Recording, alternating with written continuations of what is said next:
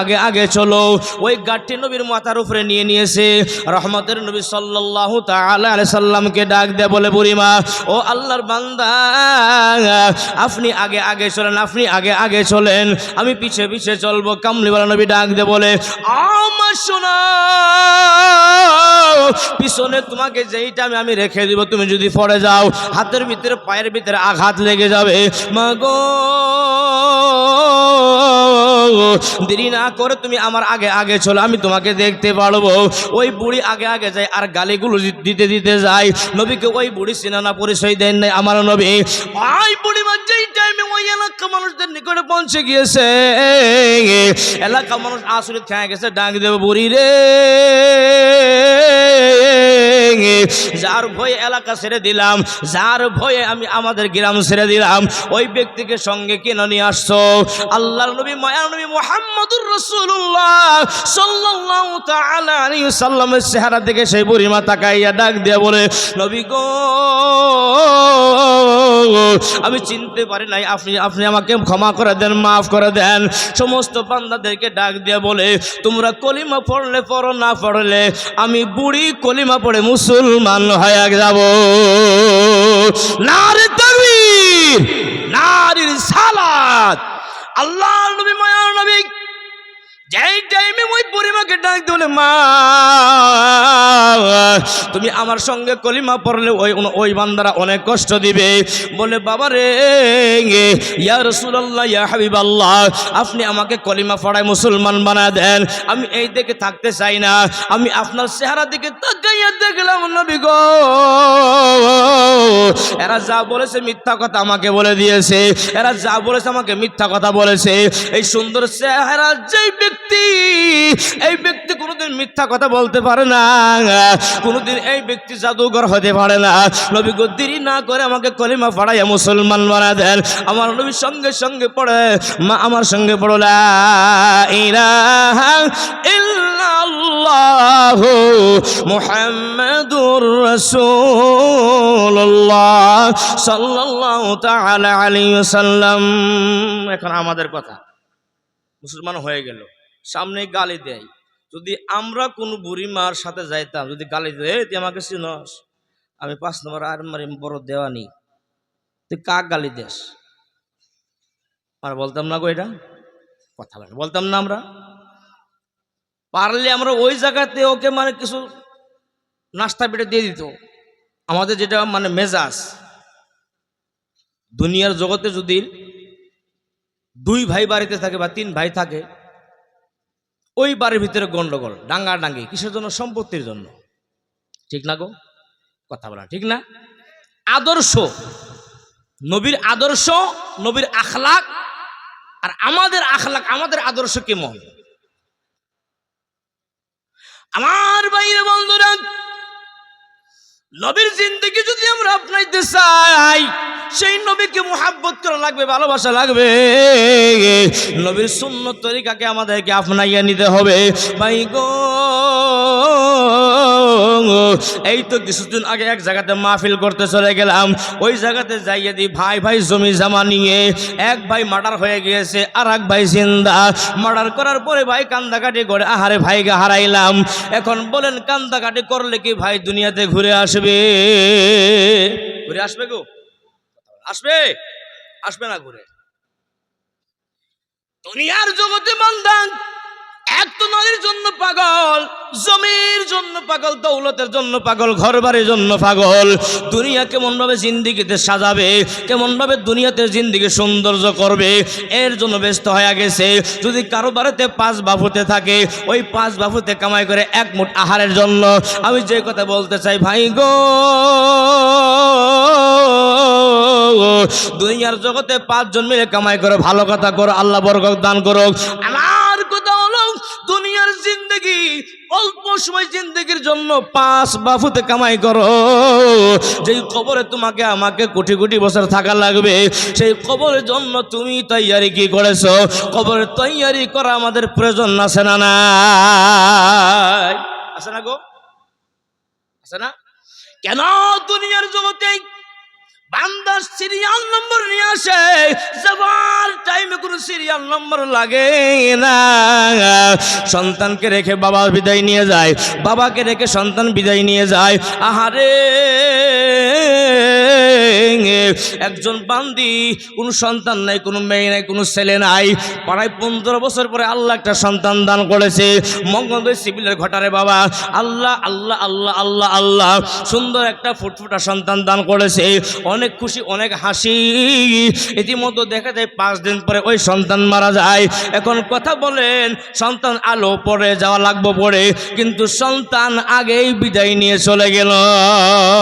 ঠিক না গো? ঠিক না গো? বোঝা গেল কি দুনিয়াতে আসার জন্য একটা সিরিয়াল নম্বর আছে, যাবার টাইমে কোনো সিরিয়াল নম্বর নাই। আমার বাইরে বন্ধুরা, দুনিয়ার জগতে যদি আমরা নিজের নেক আমল ঠিক করতে না পারি,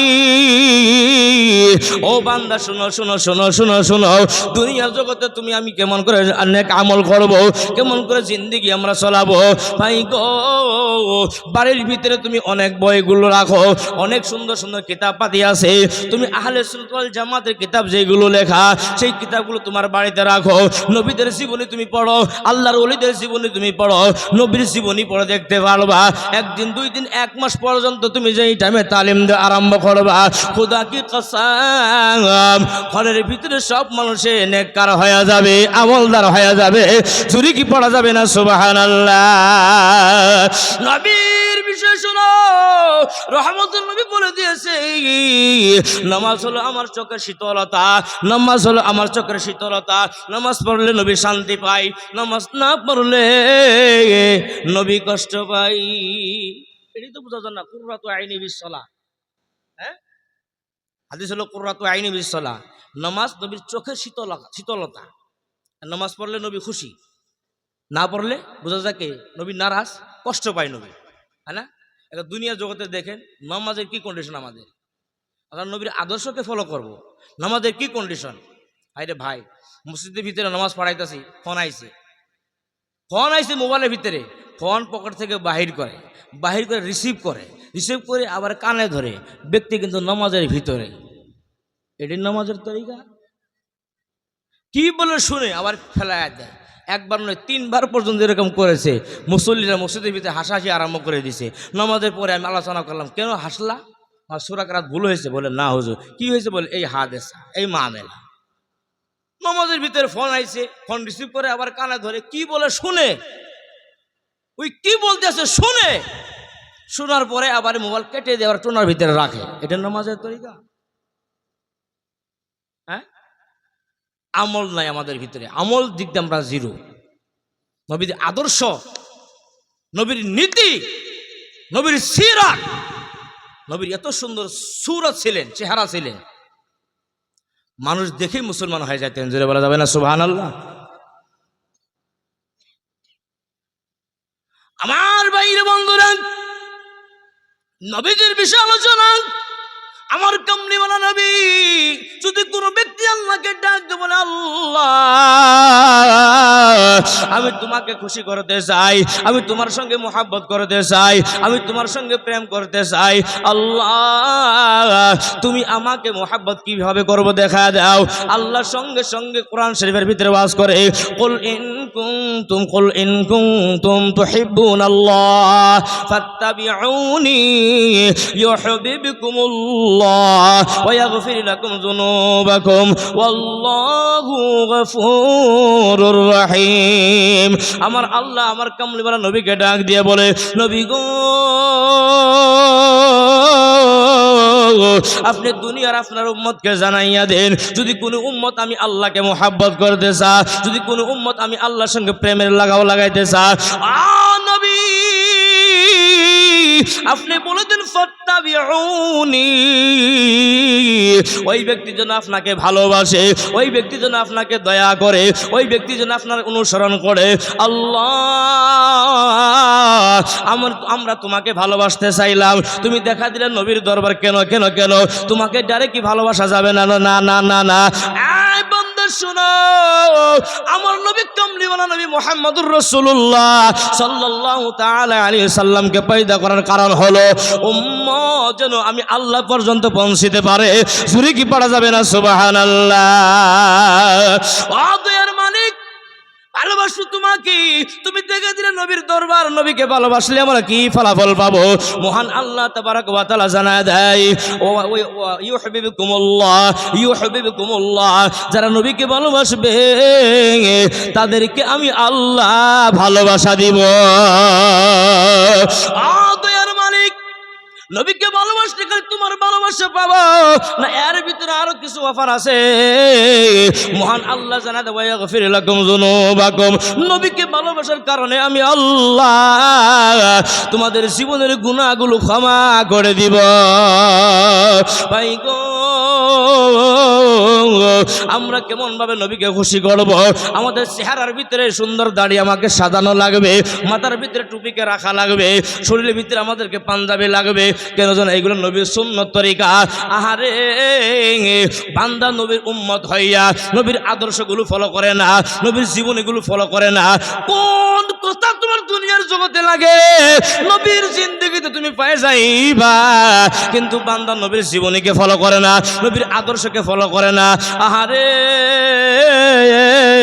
দুইজন ব্যক্তি অনেক সুন্দর ছিল দুনিয়ার জগতে। একজন হযরত ইউসুফ আলাইহিস সালাতু ওয়াস সালাম, তিনার থেকে সুন্দর নবী মুহাম্মদুর রাসূলুল্লাহ। জোরে কি পড়া যাবে না সুবহানাল্লাহ? আমার বাইরে বন্ধুরা, মহান আল্লাহ তাবারক ওয়া তাআলা ডাক দিয়ে বলে, ও ইব্রাহিম নবী শোনো, আমি তোমাকে পয়দা করেছি, পয়দা করার পরে তোমার পিছনে মুজিজা দিয়েছি। ইসমাইল নবী গো, তোমাকে আমি আল্লাহ পয়দা করেছি, তোমার পিছনে মুজিজা দিয়েছি। ও দাউদ নবী, আমি তোমাকে পয়দা করেছি, তোমার পিছনে মুজিজা দিয়েছি। ও ইসহাক, তোমাকে পয়দা করেছি, তোমার পিছনে মুজিজা দিয়েছি। আল গারজ, নবীগণ শোনো, ও দুনিয়ার বান্দা বান্দিরা শোনো, আল্লাহ কি বলতে আছে? বলে যে এই টাইম আমার হাবিবুল্লাহ মুহাম্মদুর রাসূলুল্লাহ সাল্লাল্লাহু তাআলা আলাইহি সাল্লামের বাড়ি আসলেন, আমার নবীকে মুজিজা দিয়ে আমি আল্লাহ দুনিয়ার জগতে পাঠায় দিয়েছি। জোরে বলেন সুবহানাল্লাহ। এক্সট্রা করে দেওয়া প্রয়োজন নাই, মাথার থেকে নিয়ে পা পর্যন্ত নবীর খালি মুজিজা, নবীর খালি মুজিজা। জোরে কি পড়া যাবে না সুবহানাল্লাহ? আল্লাহুম্মা সাল্লি আলা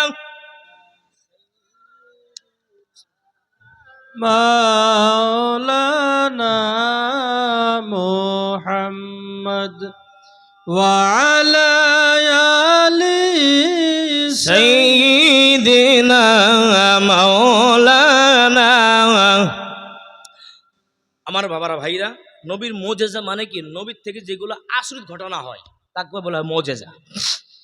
যেমন ভাবে একজন ইহুদি আসে ডাক দিয়ে বলে, ইয়া রাসূলুল্লাহ, যদি আপনার সামনে যে গাছটা আছে যদি আমার কাছে আনি দিতে পারেন, আমি কলিমা পরে মুসলমান হয়ে যাব। সুবহানাল্লাহ বললেন না?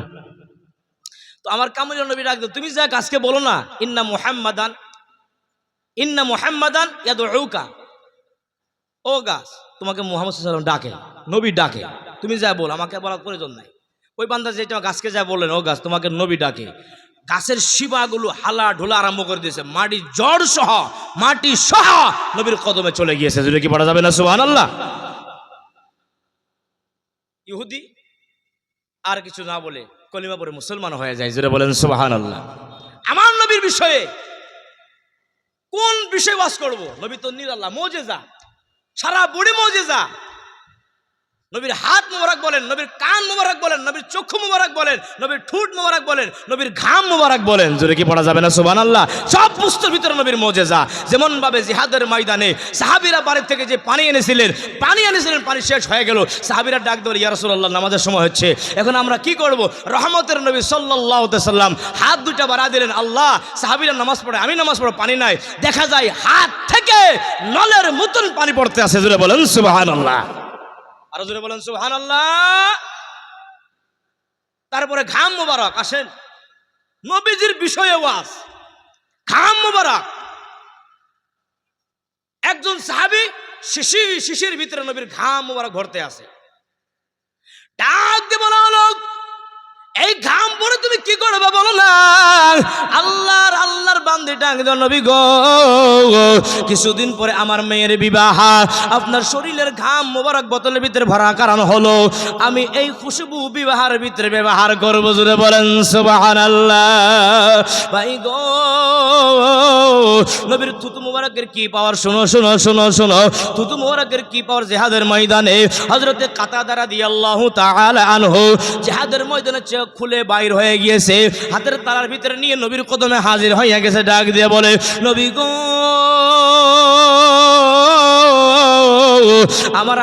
আমার চোখ বাইর হয়ে গিয়েছে, এইটা আমি কি করব বলেন বলেন। রহমতের নবী সুন্দর করে থুতু মুবারক লাগায় দিয়ে যেই জায়গা থেকে বাইর হয়েছে সেই জায়গাতে লাগা দিতে দেরি আমার আল্লাহ ভালো করে দিতে দেরি করে না। জোরে বলেন সুবহানাল্লাহ। আমার কামলিওয়ালা নবী মুহাম্মদুর রাসূলুল্লাহ সাল্লাল্লাহু তাআলা আলাইহি সাল্লাম ডাক দিয়ে বলে ও কাতাদা, চোখের তোমার পাওয়ার কেমন ভাবে দেখা যায়? ডাক দিয়ে নবী গো যেই চোখ আমার বাইর হয় নাই সেই চোখ থেকে 1000 গুণ বেশি আমি এই চোখ দিয়ে পাওয়ার দেখতে পাই। জোরে বলেন সুবহানাল্লাহ। আমার বাইরে বন্ধুরা, সেই নবীকে যদি কোনো ব্যক্তি বলে নবী আমাদের মতন মানুষ, বাইরে তার ঈমান চলে যাবে, ঈমান চলে যাবে। তারা কোরআনে একটা আয়াত নিয়ে বলে কুল ইন্নামা আনা বাশারুম মিসলুকুম ইউহা ইলাইয়া, আয়াত বলে আল্লাহ তো বলতে আছেন নবীকে, আল্লাহ তো কোরআনের ভিতরে বলে দিয়েছেন নবী আমাদের মতন মানুষ। আমি বলবো ভাই শুনো, এই আয়াতটা হলো মুশাবিহাত আয়াত। মুশাবিহাত আয়াতের দ্বারাই আকীদা বানানো জায়েজ নাই। জোরে বলেন মারহাবা। নারে তাকবীর, নারে রিসালাত। এটা মুশাবিহাত আয়াত। এই মুশাবিহাত আয়াতের দ্বারাই আকীদা বানানো জায়েজ নাই। তারা এটাই মানে। দুনিয়ার জগতে অনেক ফিরকাকে পাওয়া যাবে। একজন ব্যক্তি বলে হাতের ভিতরে যদি না পাক লেগে যায় চাটলে পাক হয়ে যাবে। এখন আমার কথা হলো ভাই তুমি বললা ঠিক আছে, নাপাক চেটে তুমি পবিত্র বানাইলা, তোমার জিবা কি হয়ে যাবে?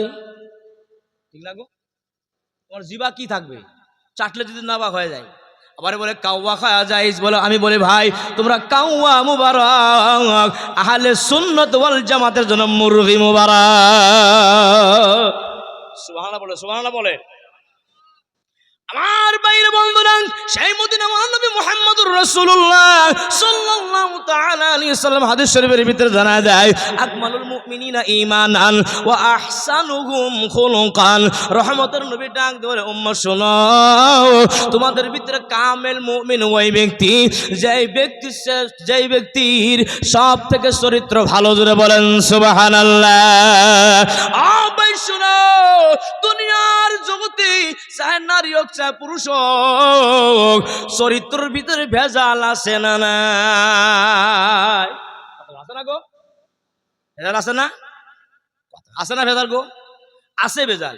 কেমন ভেজাল রে ভাই? আজকে দেখা যায় 2টা পুনাই রেখে মা অন্য জায়গায় চলে যায়। ঠিক কিনা? ঠিক কিনা গো? 2টা সন্তান রেখে মা অন্য জায়গায় চলে যায়। কিন্তু কথা হলো সেই মা কুটেতে যায় ডিভোর্স মারি আবার বিয়ে করে সংসার করে খাই। আলিম ওলামা এই জায়গাতে আছে, শুনে নেন। কথা মনে হয়েছে তো বলে দিয়ে দেই, যাবত পর্যন্ত স্বামী তালাক না দিয়েছে ওই বিধি কখনো তালাক হবে না, হবে না। এক জায়গাত নয় 100 জায়গাত বিবাহ হইলে ওই ব্যক্তি যতদিন মিলামিশা করবে জিনা হবে। সন্তান জন্ম নিলে হারাম সন্তান জন্ম নিবে। বুঝছেন গো? হ্যাঁ, সরকার তো এটা বলে নাই কি খালি আমাদের কথাই মানো, আমরা মুসলমান, আমাদের ধর্ম নীতি নিয়ম মানা আমাদের জন্য কর্তব্য। ঠিক না গো? হ্যাঁ, এটা কর্তব্য। আমার বাইরে বন্ধুরা, চরিত্র দেখলে দেখা যায় এমন ভাবে সমাজটা পচে গিয়েছে। নবীর আদর্শ নাই, আল্লাহর ভয় নাই দিলের ভিতরে। ভাই গো কেমনে ভাবে তুমি চরিত্রকে সুন্দর করবা?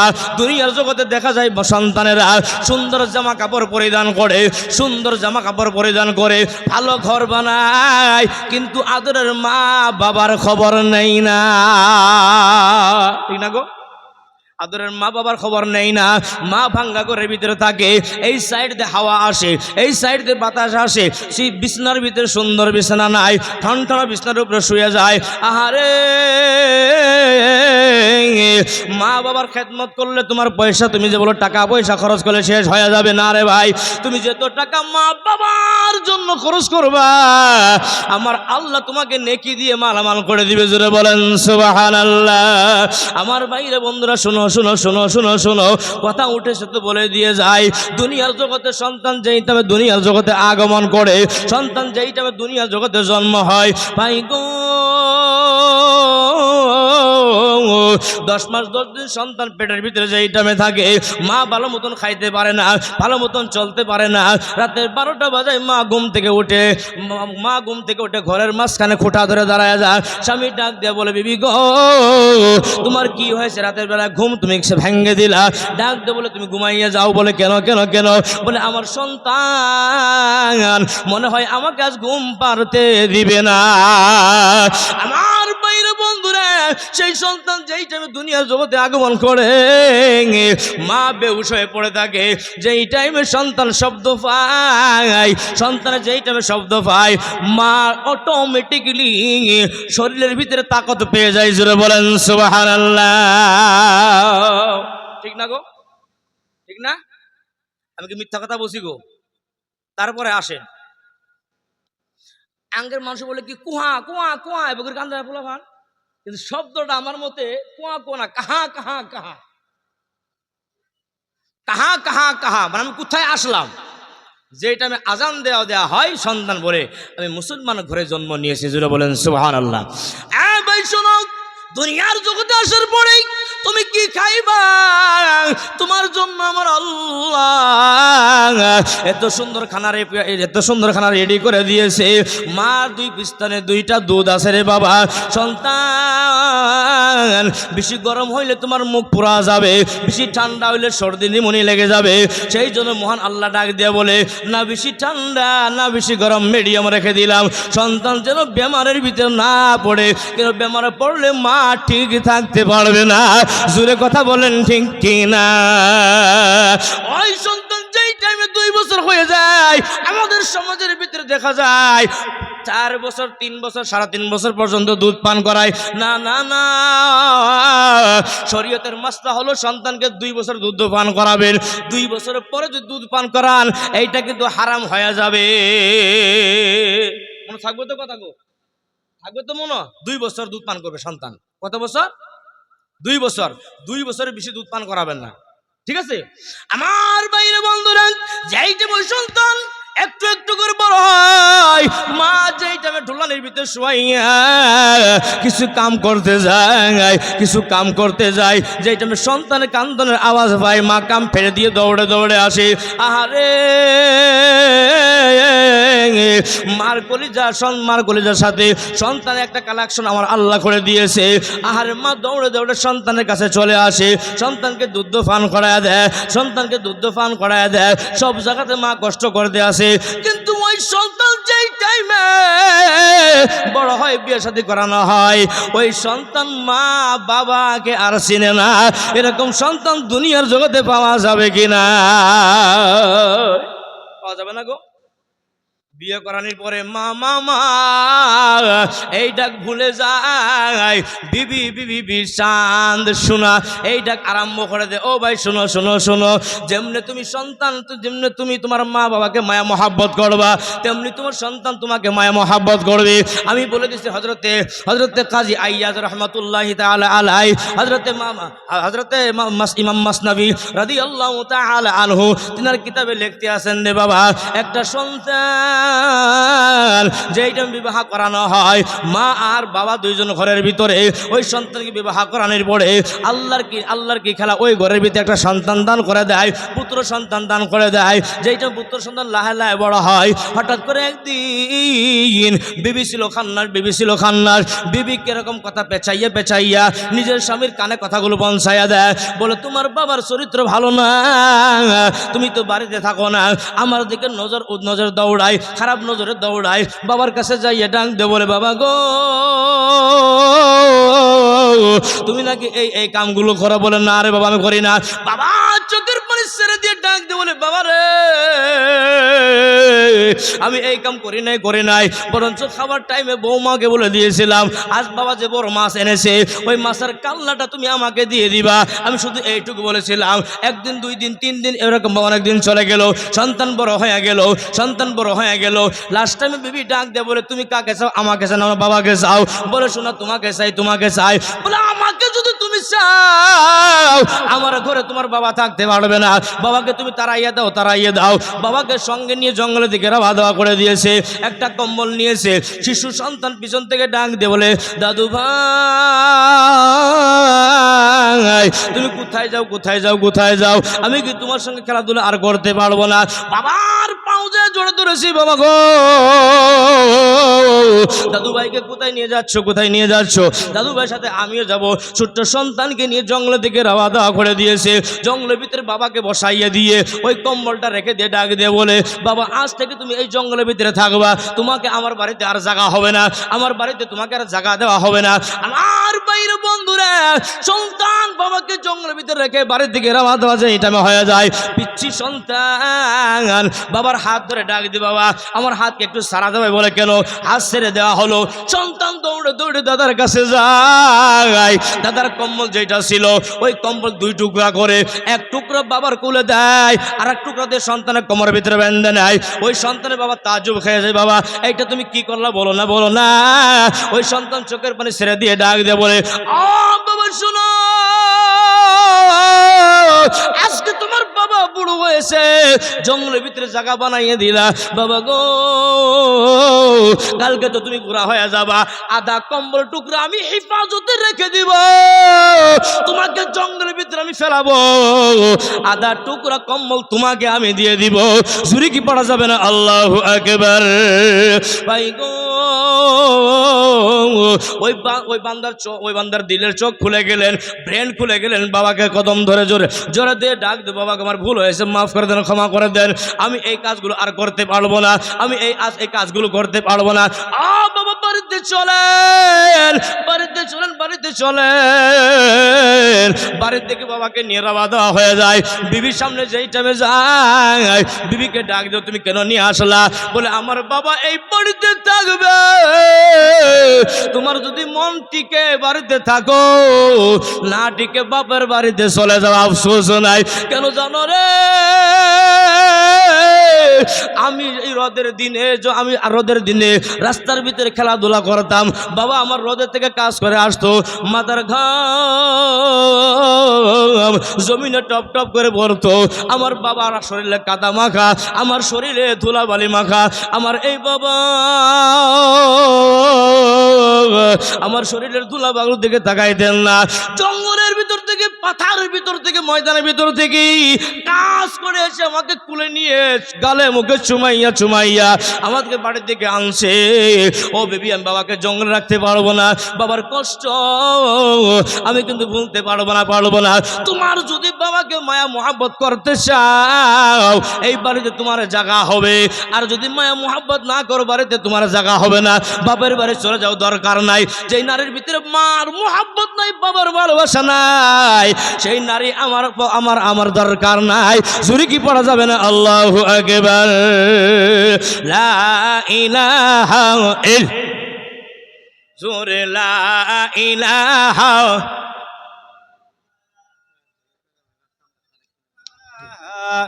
ইল্লাল্লাহ, জোরে লা ইলাহা, জোরে লা ইলাহা, জোরে লা ইলাহা, জোরে লা ইলাহা, জোরে লা ইলাহা। আমার বাবারা, ভাইরা, কষ্ট হয় আপনাদের? কষ্ট হয় গো? কষ্ট হয় না? আল্লাহ মোহাব্বত কুল করুক, জোরে পড়েন আমিন। আমার বাইরে বন্ধুরা, এই ময়দানের ভিতরে কোন পাগল যেন বসে আছে, আদরের বাবা নাই, আর কোন পাগল যেন আছে মা নাই, এবং কোন পাগল যেন আছে বাবাও নাই মাও নাই। আহারে দুনিয়ার জগৎ